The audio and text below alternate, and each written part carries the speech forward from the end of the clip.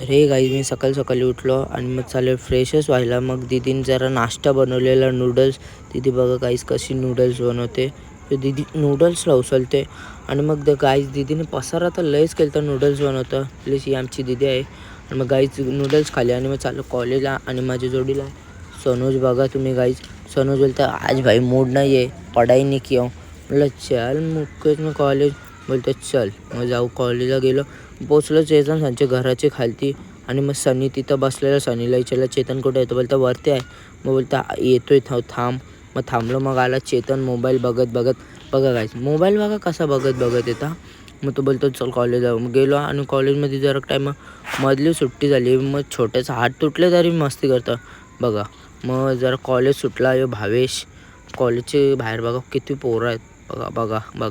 मग भावेशमध्ये नेतं. तर guys video आवडले असेल तर चॅनलला सबस्क्राईब करा आणि लाईक करा आणि कमेंट करा.